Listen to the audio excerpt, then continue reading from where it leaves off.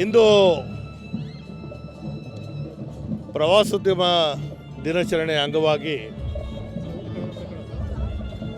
ಅರಮನೆಯಲ್ಲಿ ಆಯೋಜಿಸಿದಂಥ ಕಾರ್ಯಕ್ರಮದಲ್ಲಿ ಅತ್ಯಂತ ಸಂತೋಷದಿಂದ ಭಾಗವಹಿಸಿದ್ದೇನೆ. ಮೈಸೂರಿಗೆ ಇದೊಂದು ವಿಶೇಷವಾದಂತಹ ಸಂಗತಿ. ಪ್ರತಿ ವರ್ಷ ದಸರಾದ ಸಂದರ್ಭದಲ್ಲೇ ಪ್ರವಾಸೋದ್ಯಮ ದಿನಾಚರಣೆ ನಾವು ಆಚರಣೆ ಮಾಡ್ತೀವಿ. ಬಹುಶಃ ಕಳೆದ ವರ್ಷವೂ ನಾನು ನನ್ನ ಸಲಹೆಗಳನ್ನ ಕೊಟ್ಟಿದ್ದೆ. ಈಗಲೂ ಸಹ ನಾನು ನನ್ನ ಭಾವನೆಗಳನ್ನ ವ್ಯಕ್ತಪಡಿಸಿದ್ದೇನೆ. ಪ್ರವಾಸೋದ್ಯಮ ಕ್ಷೇತ್ರ ಇದು ಹೊಸ ಉದ್ಯಮಿಗರಿಗೆ ಒಂದು ಅವಕಾಶ ಮಾಡಿಕೊಡ್ಬೇಕಾಗಿರುವಂಥದ್ದು. ನಮ್ಮ ಈ ಪ್ರಾಂತ್ಯದ ಹಿನ್ನೆಲೆ, ನಮ್ಮ ಇತಿಹಾಸ, ನಮ್ಮ ಜಿಲ್ಲೆ ಮೂರು ದಿಕ್ಕಿನಲ್ಲೂ ನೀರು ಹರಿತಾ ಇರುವಂತಹ ಜಿಲ್ಲೆ. ಪ್ರವಾಸೋದ್ಯಮಕ್ಕೆ ಅತಿ ಹೆಚ್ಚಿನ ಒಂದು ಆದ್ಯತೆ ಕೊಡಬೇಕಾಗಿರುವಂಥದ್ದು. ಇದರ ಜೊತೆಗೆ ಕೇವಲ ನೆಪಕ್ಕಾಗಿ ನಾವು ಕಾರ್ಯಕ್ರಮಗಳು ಮಾಡುವಂಥದ್ದಲ್ಲ. ಪ್ರವಾಸೋದ್ಯಮ ಬೆಳೆಸುವಂಥದ್ದಕ್ಕೆ ನಮ್ಮ ಈ ಕ್ಷೇತ್ರಕ್ಕೆ ಸಹಕಾರಿಯಾಗಿರುವಂಥ ಅನೇಕ ಉದ್ಯಮಿಗಳಿದ್ದಾರೆ.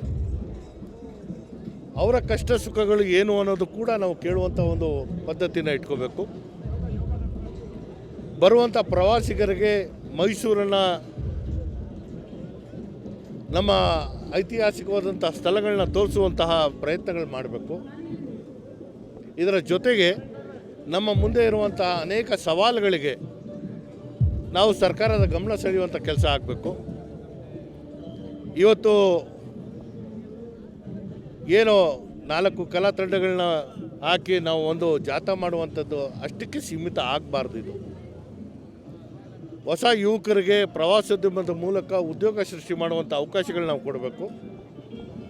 ವಿಶೇಷವಾದಂತಹ ಆದ್ಯತೆಗಳನ್ನ ಕೊಟ್ಟಾಗ ನಮ್ಮ ನಗರದ ಹಿನ್ನೆಲೆ ರಾಜ ಮಹಾರಾಜರ ಕಾಲದಿಂದನೂ ಏನೋ ಒಂದು ಪ್ರವಾಸೋದ್ಯಮಕ್ಕೆ ಚಾಲನೆ ಕೊಟ್ಟಿದ್ದರು.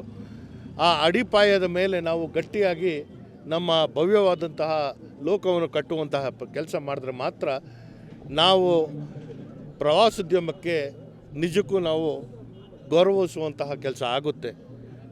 ಇವತ್ತು ನಮ್ಮ ಕಾರ್ಯಕ್ರಮ ಏನಾಗಿದೆ ಅದಕ್ಕೆ ಚಾಲನೆ ಕೊಡುವಂಥದ್ದಕ್ಕೆ ನಾನು ಭಾಗಿಯಾಗಿದ್ದೇನೆ.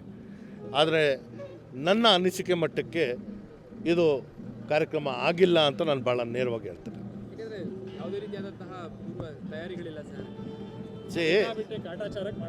ನಾನು ಯಾಕಂದರೆ ನಾನು ಯಾವುದೇ ವಿಚಾರ ಬಚ್ಚಿಡುವಂಥದ್ದಲ್ಲ. ನಿನ್ನೆ ರಾತ್ರಿ ನನಗೆ ಬಂದು ಆಹ್ವಾನ ಪತ್ರಿಕೆಯನ್ನು ಕೊಟ್ಟರು ನನಗೆ, ನಮ್ಮ ಶ್ರೀವತ್ಸ ಅವ್ರಿಗೆ. ನಾನಂದರೆ ಏನು ರೀ ಇದು ಕಾರ್ಯಕ್ರಮ ಮಾಡುವಂಥ ವಿಧಾನನ ಇದು ಅಂದರೆ, ಸರ್ ನಮ್ಮ ಹತ್ರ ಜನ ಇರಲಿಲ್ಲ, ಸಮಯ ಇರಲಿಲ್ಲ. ಅದು ಪ್ರತಿ ವರ್ಷ 27ನೇ ತಾರೀಕೆ ಬರುವಂಥದ್ದು. ಒಂದು ವರ್ಷ ಸಿದ್ಧತೆ ಮಾಡ್ಕೊಳ್ಳೋವಂಥದ್ದಕ್ಕೆ ನಿಮ್ಮ ಹತ್ರ ಸಮಯ ಇಲ್ವಾ?